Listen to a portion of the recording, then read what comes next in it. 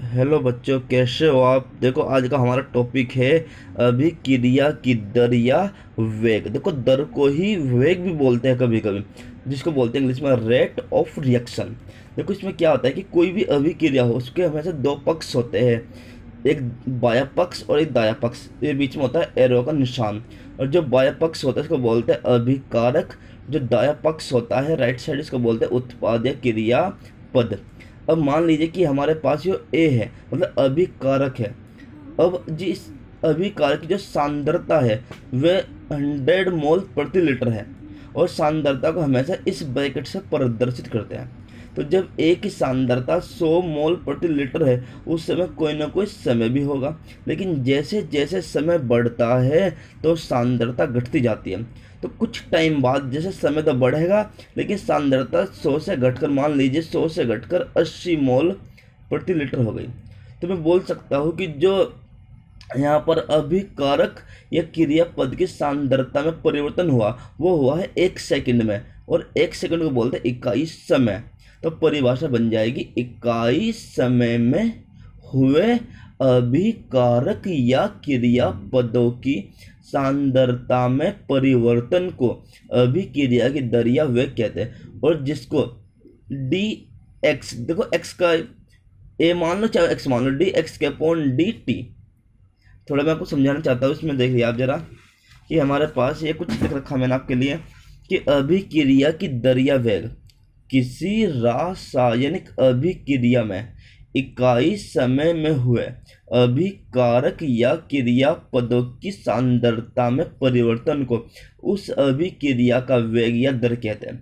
देखो इसका फॉर्मूला बन जाएगा अभिक्रिया का वेग इक्वल टू अभिकारक या क्रियापद की सांद्रता में परिवर्तन और परिवर्तन में लगा समय। देखो अभिकारक क्रियापद कुछ भी हो सकता है, मैंने मान लिया डी, और इसका मतलब है कि एक्स, एक्स के जो बाहर है ब्रैकेट उसको बोलते हैं सांद्रता और नीचे क्या है समय। अब जैसे ये हमारे पास कुछ न्यूमेरिकल है, कुछ एग्जाम्पल है इसके। स्थिर ताप पर निम्न अभिक्रिया का वेग और वेग समीकरण ज्ञात करो। हमको क्या करना कि मेरे पास जैसे ए एरो बी एक अभिक्रिया है, हमको उसका वेग निकालना। तो आपको कुछ नहीं करना, इस एक्स की जगह ना ए रख देना, तो यह बन जाएगा। तो ए का वेग बनेगा डी ए के अपॉन डी टी। और अगर बी का निकालना हो तो इस एक्स की जगह बी रख देना, तो डी बी के अपॉन डी टी। लेकिन याद रखना जो इधर होगा ना लेफ्ट में, जो लेफ्ट में होता है अभिकारक उसकी सांद्रता में कमी होती है और उत्पाद की सांद्रता में वृद्धि होती है। देखो यहाँ समझा रखा मैंने कि जो अभिकारक है उसको निगेटिव चार्ज से प्रदर्शित करते हैं और उत्पाद को हमेशा पॉजिटिव चार्ज से प्रदर्शित करते हैं। हाँ देखो, ऋणात्मक चिन्ह समय के साथ क्रियाकारक की सांद्रता में कमी। जो निगेटिव चिन्ह है वो क्या करेगा कि समय के साथ जो क्रियाकारक या अभिकारक है इसकी सांद्रता में कमी होगी, और जो धनात्मक चिन्ह है ये समय के साथ उत्पाद की सांद्रता में वृद्धि को प्रदर्शित करता है। तो यहाँ से ए का वेग निकलेगा माइनस डी ए के अपॉन डी टी, बी का वेग निकलेगा डी बी के अपॉन डी टी, लेकिन ये उत्पाद हमें प्लस करेगा। और उसने कहा कि देखो वेग समीकरण ज्ञात करो। तो वेग समीकरण में क्या होगा कि दोनों के वेग इक्वल हो जाएगा, ए का वेग इक्वल और बी का वेग इक्वल। हाँ देखो देखो यहाँ चिन्ह माइनस का तो माइनस का ही रहेगा। अब नेक्स्ट क्वेश्चन की बात करते हैं। हाँ समझो बेटा, जैसे हमारे पास एक क्वेश्चन बना, निम्नलिखित अभिक्रिया के वेग और वेग समीकरण लिखो। जैसे ये अभिक्रिया दी 2a 3b एरो 4c।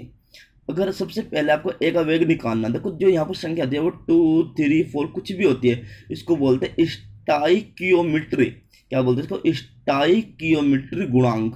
जो भी संख्या होती है वो हमेशा 1 के अपॉन में आती है। जैसे अगर ए का वेग निकालना आपको, तो ए का वेग बराबर, देखो ए की जगह अगर ये डी ए के अपॉन डी टी, अगर ये 2 है तो -1/2, क्योंकि हम बात करें लेफ्ट की, तो लेफ्ट में या बाएं में हमेशा माइनस ही होता है।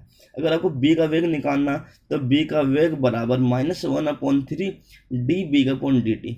अगर सी का वेग निकालना तो 1/4 डी सी का अपॉन डी टी। हम चाहते हैं वेग समीकरण, तो वेग समीकरण में क्या है कि सबके वेग इक्वल हो जाएगा। देखो ये ए का वेग इक्वल, बी का वेग इक्वल, सी का वेग। ये क्वेश्चन खत्म। अब बात करते हैं कोई अलग क्वेश्चन की। देखो यहाँ पर एक सवाल है, वेग समीकरण हमने N2 की क्रिया H2 से कराई तो 2N3 बन गया। अगर आपको N2 का वेग निकालना तो N2 का वेग, देखो यहाँ पर जो हमारे पास ये x की जगह N2 हो जाएगा। यहाँ पर देखो तो अगर ये लेफ्ट में है तो माइनस डी N2 का अपॉन डी टी, H2 का वेग निकालना, देखो यहाँ 3 है तो -1/3 आ जाएगा, तो H2 के अपॉन dt। अगर NH3 का वेग निकालना तो NH3 का वेग बराबर, देखो ये अगर आपको उत्पाद है दाई साइड है तो प्लस का रहेगा, तो 1/2 d NH3 के अपॉन dt। इसका वेग समीकरण निकल गया। इनको जितने वेग है, N2 का वेग, H2 का वेग, NH3 का वेग, सबको इक्वल रख दीजिए, आपका वेग समीकरण आ गया। लेकिन कभी कभी देखो यहाँ पर जैसे हमारे पास अभिकारक है, हम बोलते हैं कि यहाँ पर जो अभिकारक है वो तो विलुप्त हुए और उत्पाद का निर्माण हुआ। जब भी बात करें ना वो कि विलुप्त, तो विलुप्त का मतलब समझ जाना अभिकारक की बात चल रही। अगर वो करे कि निर्माण हुआ तो उत्पाद की बात चल रही। जैसे एक क्वेश्चन मैं और समझाना चाहता हूँ आपको, बहुत ही अच्छा क्वेश्चन है, इंपॉर्टेंट क्वेश्चन भी हो। जैसे NO2 को बोलते हैं नाइट्रोजन डाइऑक्साइड, फ्लोरीन से क्रिया करके नाइट्रोजन डाइऑक्सी फ्लोराइड बनाती है। जैसे यहाँ देखो NO2 ने F2 के साथ क्रिया करी तो NO2F बना दिया। अब इसको बैलेंस करने के लिए जैसे यहाँ F है, F2 है, 2 से गुना कर दी, N भी 2 हो गए, 2 से गुना कर दी। फिर इसमें कहा गया कि निम्नलिखित का वेग बता। जैसे NO2F के निर्माण का वेग, अगर निर्माण का वेग हो तो बात है उत्पाद की। NO2 के विलुप्त होने का वेग, अगर विलुप्त हो रहा, गायब हो रहा, तो अभिकारक। F2 के विलुप्त होने का वेग अगर विलुप्त हो रहा तो फिर भी अभिकारक। तो यहाँ देखो उसने कहा सबसे पहले NO2F का वेग। अब यहाँ पर देखो ये NO2F तो ये है और उत्पाद है, तो हो जाएगा 1/2 d NO2 के F। अब यहाँ पर NO2 देखो ये अभिकारक, तो -1/2 d NO2 के अपॉन dt। अगर यहाँ पर ये F2 है तो -d F2 के अपॉन dt। आपको कुछ नहीं करना, बस एक फॉर्मूला याद रखना है, जिस फॉर्मूले के ऊपर सारे क्वेश्चन है। ये फॉर्मूला है dx के अपॉन dt। जितने भी क्वेश्चन आएंगे वो सब इससे बाहर नहीं आने के। अगर उसने n का नाम लिया तो n आ गया, a का नाम लिया तो x की जगह a आ गया।